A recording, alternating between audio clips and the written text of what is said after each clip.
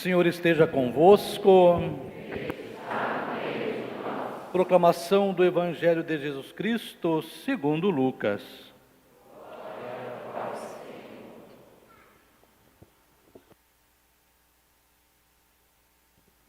Naquele tempo, algumas pessoas comentavam a respeito do templo, que era enfeitado com belas pedras e com ofertas votivas.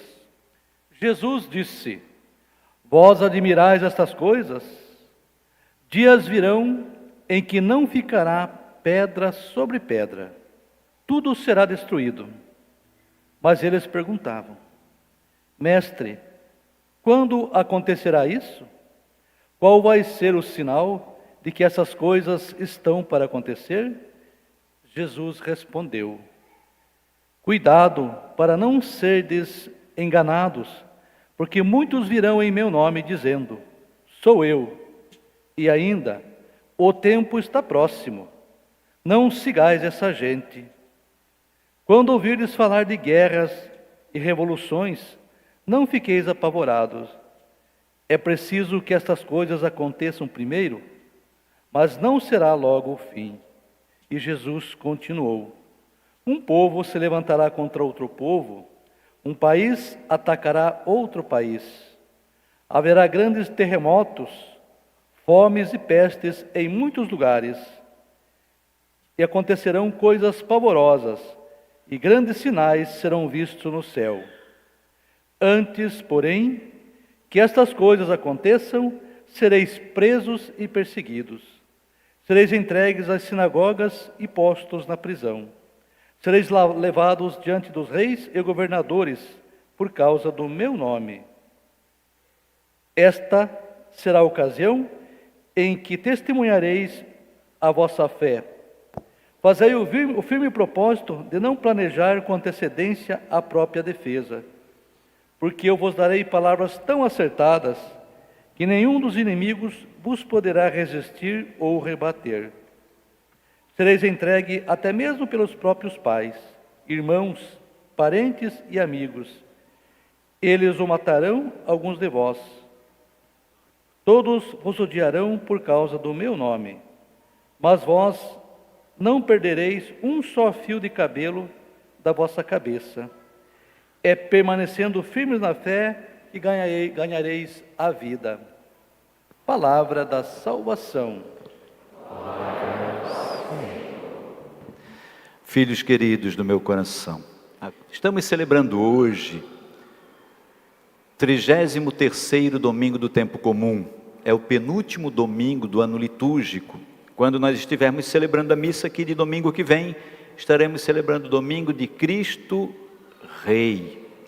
E Cristo Rei é o último dia, o último domingo do ano litúrgico. O ano litúrgico termina no domingo de Cristo Rei, que é domingo que vem. Depois, no outro, já será o primeiro domingo do Advento. Já começamos a preparar a vinda de Jesus.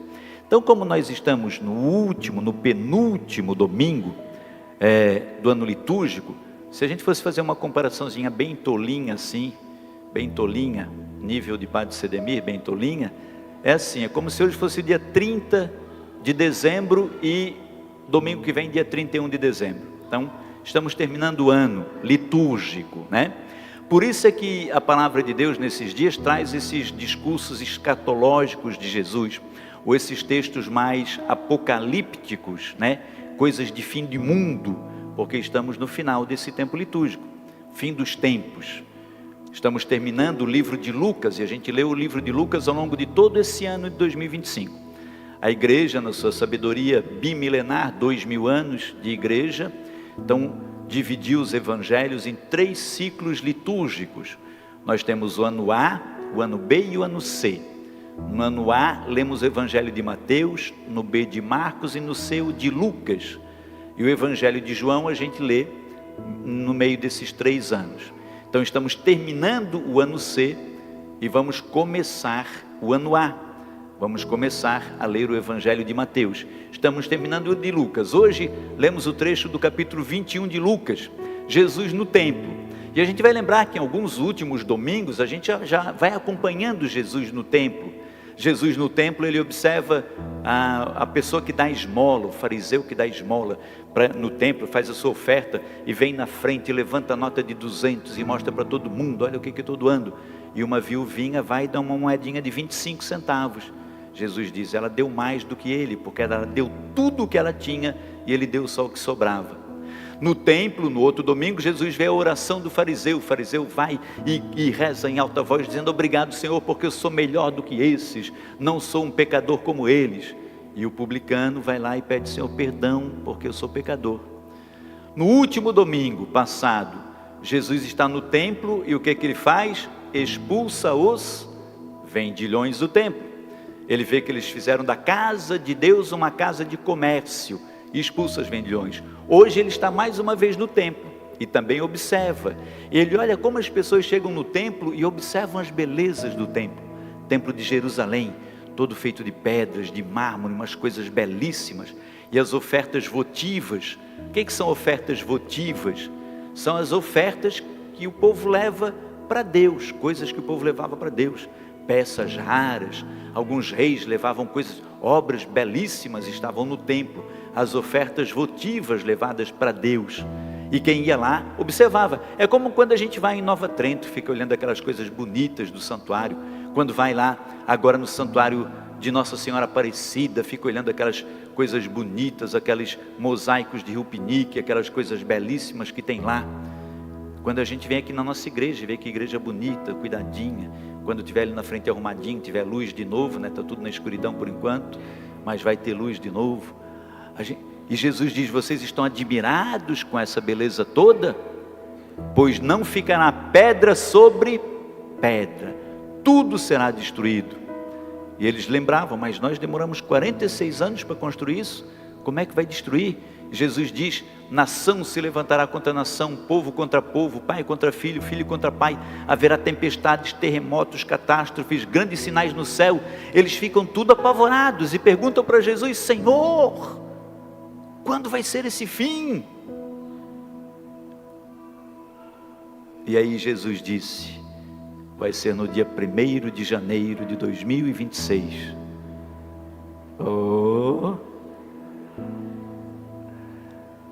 Em vez de dar uma data, o que Jesus falou para eles? Ficai atentos para não ser desenganados. Jesus está dizendo assim: não te interessa, Zé Mané, não interessa para ti saber quando vai ser o final dos tempos, não interessa. Interessa que você deve estar o quê? Preparado. Não importa quando será. Interessa você não se deixar enganar pelos que virão dizendo, no meu lugar, dizendo que sou eu, né? Muitos virão dizendo que são Jesus, nem aqueles que virão dizendo: o fim será em tal dia, o fim está próximo. Não se deixeis enganar, ficai atento. Veja, vamos pensar comigo mais ou menos. Jesus está falando isso, que ano que ele deve estar falando isso mais ou menos da era cristã? Por volta do ano, quem que chuta? Ele morreu na cruz com que idade? Então ele não tinha morrido ainda, ele estava falando com seus apóstolos, mais ou menos por volta do ano 30 e pouquinho. E depois o templo realmente foi destruído na invasão romana. Alguém sabe em que ano que o templo foi destruído? Começa com 7, termina com 30. 70. No ano 70 os romanos invadiram Jerusalém e destruíram o templo. Destruíram tudo, eles deixaram só uma partezinha de pé. Alguém se arrisca a dizer qual foi a partezinha que ficou de pé? Começa com muro, termina com das lamentações. O muro das lamentações. É que eles olharam para o templo. Os romanos, eles pensaram assim, nós vamos destruir esse templo todo, ninguém vai se lembrar da nossa força, do nosso poderio. Então nós vamos deixar, porque se a gente derrubar tudo aqui, amanhã vem a prefeitura, vem a Concap, limpa esse lixo todo, ninguém mais vai lembrar que nós destruímos o templo. Então nós vamos deixar um pedacinho em pé, que é para as pessoas olharem e verem que aqui existiu o templo. E eles deixaram um pedaço de uma das paredes, que é a muralha, o muro das lamentações, que está de pé até hoje. São quase 2000 anos que está lá de pé. esse muro, e as pessoas vão lá, os judeus rezam lá, qualquer peregrino que vai lá pode rezar, deixar os seus pedidinhos lá no meio das rochas, está lá, a paredinha do templo, que ainda ficou de pé. Então, isso que Jesus diz, esse templo já aconteceu. As coisas que Jesus fala, virá guerras, terremotos, tudo isso também já aconteceu. Jesus está falando de um tempo que vai ser no futuro, e para a gente que está aqui hoje, é um tempo do futuro que já aconteceu, e um tempo do futuro que ainda virá, coisas que ainda virão, mas coisas que vão se repetindo, que já aconteceram. E Jesus está dizendo para a gente, olha, isso já aconteceu, vai continuar acontecendo, mas virá um dia em que vai ser a última vez que vai acontecer. Mas não interessa para você saber quando será esse dia, interessa para você estar preparado para não ser enganado, porque muitos virão em meu lugar dizendo que o tempo é este, muitos virão em meu lugar dizendo que são eu, e quantas pessoas já enganaram muita gente, mundo afora. Pensa nas pessoas que estavam lá, por exemplo, no meio da Primeira Guerra Mundial, podiam pensar, o mundo está acabando. Quem estava no meio da Segunda Guerra Mundial, bomba caindo de um lado e de outro, o mundo está acabando. Catástrofes que já aconteceram, cheias, desastres da natureza. Então, essas coisas elas são cíclicas, mas virá um dia que será a última vinda. Agora, o que o Senhor está dizendo para a gente hoje aqui? Não interessa para a gente saber quando vai acontecer. Pode ser que seja agora. A palavra de Deus vai dizendo para a gente dessas catástrofes todas, dos terremotos, das coisas todas que vão acontecer. E naquela época de Jesus, um pouco depois, por causa dessa proximidade dos tempos, já existia tanta gente dizendo que o fim seria naqueles dias, tanta gente falando como se fosse Jesus ou profetas. Jesus havia acabado de dizer para não se deixar enganado, mas tinha gente se deixando enganar de tal forma que já não queria mais nem trabalhar. Se o mundo vai acabar amanhã, eu vou trabalhar por quê? Eu vou lá na Renner comprar um monte de coisinha, não vou ter que pagar mesmo, o mundo vai acabar. Vou lá no Boticário comprar perfuminho, pelo menos vou morrer cheiroso, não vou ter que pagar nada. Tanto que o Paulo teve que dizer assim, para aqueles que já não queriam mais nem trabalhar: quem não quer trabalhar também não deve comer. Por quê? Porque ouvimos dizer que entre vós há muitos que estão vivendo à toa. Olha o que Paulo diz: muito ocupados em não fazer, muito ocupados em não fazer nada. Porque as pessoas estavam dizendo, vai acabar tudo, e estavam sendo iludidos por muitas pessoas. Se a gente der um Google aí, a gente vai ver quantos profetas do fim do mundo já existiram. Eu lembro sempre da minha vovó Dindinha, sempre que eu uso essa parte aí, a mãe está lá em casa assistindo a missa: oi, dona Dina, beijo meu amor.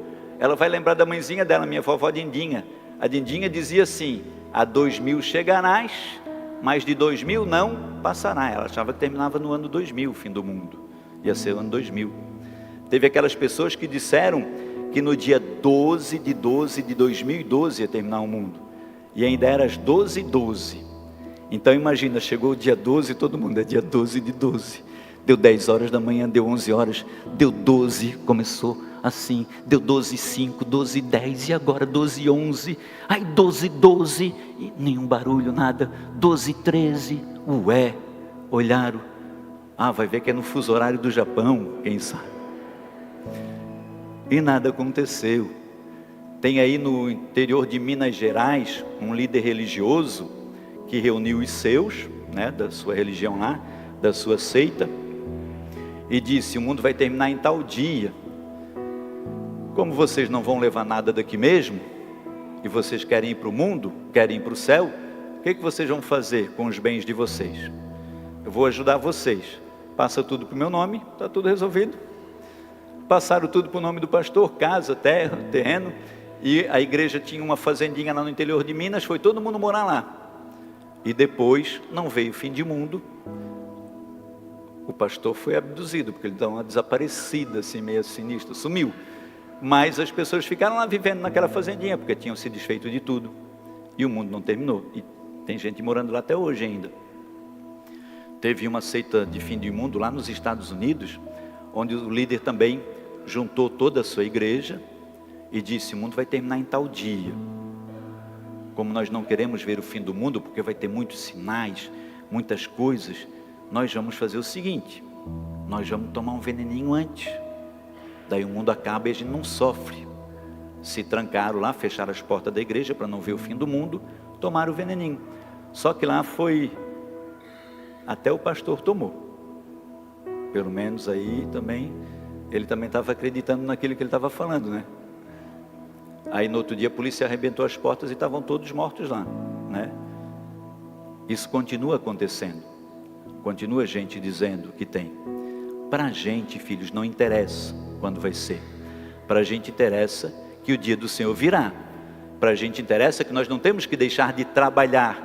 Esse trabalhar aqui de Paulo, que Paulo fala aos Tessalonicenses, os muitos que estão muito ocupados em fazer nada, é também não podemos deixar de trabalhar a nossa fé. Não é só o trabalho, é também o trabalho daqueles que querem trabalhar a salvação. Não podemos perder a esperança de achar que porque o mundo está todo assim, tudo virado do avesso. Quando o Senhor fala aqui também, Jesus Cristo, dos sinais e dos terremotos, se a gente vai olhar um pouquinho o original da palavrinha terremoto, ele tem um pouco de relação com a palavra Cefas, né? Quando Jesus diz Pedro, tu és Cefas, tu és pedra. O terremoto tem uma relaçãozinha lá, a origem da palavra também vai derivar da palavrinha que vai originar a palavrinha de terremoto, quer dizer assim, quer quebrar as estruturas, quebrar as pedras, o alicerce, aquilo que é firmeza. Então é também aquilo que vai destruir os nossos valores, os princípios. Vai dar terremoto, não só o terremoto físico, destruir casas e cidades, mas também destruindo os nossos valores morais, inverter as coisas. Qual é o tempo na história da humanidade onde os valores estiveram tão invertidos como estão nos nossos dias? Onde o errado teve tanta carinha de certo e o certo tanta carinha de errado como é nos nossos dias, a ponto de às vezes a gente ficar em dúvida. Eu falei, essa daqui de hoje, domingo, essa é a minha quinta missa. Celebrei 2 de manhã e 2 à tarde, agora essa da noite, quinta. Em todas elas eu lembrei de uma menininha que eu conversei com ela esses dias, 16 aninhos. Ela queria conversar comigo. Padre, às vezes eu fico sabendo, não sem saber se estou fazendo a coisa certa ou coisa errada, padre. Porque lá na minha escola, quando eu vou fazer o meu lanche, eu sempre peço que Deus abençoe. E agora eu já estou com vergonha de fazer o sinal da cruz, porque quando eu faço o sinal da cruz, as minhas amiguinhas vêm para cima de mim, me torrando a paciência, enchendo o meu saco, porque eu sou carola, porque não sei o que, lá.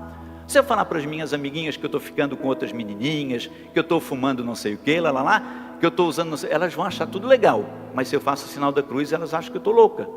O que está certo, padre? Eu devo continuar fazendo? Devo parar de fazer? As coisas estão assim, invertidas. Esses dias, filhos queridos, o Papa Leão escreveu lá, colocou uma atenção para a gente, dizendo, olha, Maria não é a salvadora da humanidade. Para nós que somos católicos, filhos queridos, quem é o único salvador? A gente alguma vez na nossa história achou que Maria também era salvadora? Nunca achamos. Todo católico sabe, Jesus é o Salvador. Maria é aquela que traz o Salvador. Maria é mãe do Senhor e mãe de todos os fiéis. Aos pés da cruz, Maria está lá com João, o discípulo amado. Jesus sabia que Maria ia ficar desamparada, porque ela não tinha mais José, ela ia ficar uma viúva, e agora sem filho homem. Naquele tempo, uma mulher viúva sem filho homem não tinha ninguém por ela, ninguém ia defender Maria, ela ia mendigar. Então Jesus disse, filho João, por favor, assuma Maria, agora ela vai ser sua mãe, sendo sua mãe, será a mãe da humanidade. E disse para Maria, Maria, olha, esse agora é teu filho, cuidando de João, tu cuidarás da humanidade, aos pés da cruz. Maria se torna nossa mãe, mãe de todos os fiéis. Então o Papa não fez nada demais, só escreveu, porque em alguns lugares estava tendo alguns abusos, de alguém chamando Maria de corredentora, de salvadora também, ela não é salvadora. O que o Papa fez foi só escrever o que já é de conhecimento geral. Mas muitos filhos do capeta saíram por aí falando um monte de besteira. São os terremotos que abalam as estruturas e que querem destruir a fé e que querem colocar cristão contra cristão, filho de Deus contra filho de Deus. O céu chora e o inferno estoura barris de chope para celebrar, quando a gente fica se degladiando um com os outros. São os terremotos dos nossos tempos, são as inversões de valores. a ponto de a gente já não saber mais se é certo ou errado fazer o sinal da cruz em público. Pelo amor dos meus netinhos, filhos queridos. Então esses tempos, eles estão se avizinhando, realmente, estão chegando. Porém, queridos do meu coração, não é para nós sairmos dessa igreja apavorados nesse domingo à noite. Muito pelo contrário, vejamos o que diz a primeira leitura, profecia de Malaquias. É capítulo 3 de Malaquias, são 2 versículos apenas, o 19 e o 20 de Malaquias. O que diz o versículo 19? Eis que virá o dia abrasador como uma fornalha ardente, em que todos os soberbos e ímpios serão como palha, e esse dia vindouro haverá de queimá-los, diz o Senhor dos Exércitos. Terrível, né, gente? Esse dia vai queimar. Agora olha o que diz: virá o dia abrasador como fornalha, em que todos os soberbos e ímpios serão queimados. A soberba, eu posso tudo, eu mando em mim, eu me governo, eu sou o dono do meu corpo, eu faço o que eu quiser, ninguém manda em mim, ninguém tem autoridade sobre mim, eu sou o Todo-Poderoso. Soberbos, os ímpios, aqueles que oprimem, que maltratam, esses serão queimados como palha. Agora olha o que diz o versículo seguinte, o versículo 20, olha o que diz: para vós que temeis o Senhor, nascerá o sol da justiça, trazendo salvação em suas asas. Para quem teme a Deus, para quem procura viver uma vida justa, digna, reta, uma vida em Deus, será o sol da justiça e vai trazer salvação. Será dia de júbilo. A gente cantou, Ana Ju cantou para a gente tão lindo salmo, e a gente cantava dizendo: o Senhor virá julgar a terra inteira. Por isso cantai salmos ao Senhor ao som da harpa, aclamai com clarins e trombetas, aplauda o mar com todo ser que nele vive, as montanhas, os rios batam palmas, exulte de alegria, porque o Senhor vem julgar a terra inteira e julgará o universo com justiça. Então é dia de louvar, de bater palmas, os mares e montanhas aplaudirão o Senhor. Hoje foi até legal, o ministério começou na palminha da mão, aí a igreja foi junto, viu que beleza? Para louvar a Deus, filhos. Agora os que vivem longe do Senhor, os que são soberbos e ímpios, esses queimarão como palha. Mas os que procuram viver na justiça, para esses não será dia de tormento, será dia de libertação. Por isso a palavra de Deus não é uma palavra para nos assustar, é uma palavra para nos alertar. Não é para assustar, para alertar, para orientar. Por isso é que Jesus termina o texto do Evangelho dizendo: é permanecendo firmes que ireis ganhar a vida. Permanecer firme, viu? Continuar fazendo o sinal da cruz, continuar usando camisetas de cristão, mesmo quando as pessoas riem da nossa cara, continuar dizendo estou indo à missa, continuar rezando na frente das pessoas. Claro, filhos queridos, não vamos ser simplistas, tem situações em que realmente é melhor a gente evitar conflito, né? Tem algumas situações que sim, mas não vamos perder a nossa identidade. Quem quer tirar a nossa identidade de filho de Deus é o inimigo de Deus. Eu tenho dito isso. O inimigo de Deus, ele nos engana, ele nos seduz, ele nos leva ao erro. Ele fica lá, ele encontra as brechinhas, porque ele é o mais astuto dos animais da terra, nos leva a errar. Depois que nós erramos, o inimigo de Deus aponta os dedos para a gente e diz: você não presta, você é um pecador, você não é digno de estar na casa de Deus, você não é digno de rezar, você faz tudo errado. Deus não. Deus não quer que você erre, não quer que você peque. Deus odeia o pecado, mas Ele ama o pecador. Ele diz: você errou, filho, está arrependido, quer o meu perdão? Eu não te condeno, vem, eu te salvo.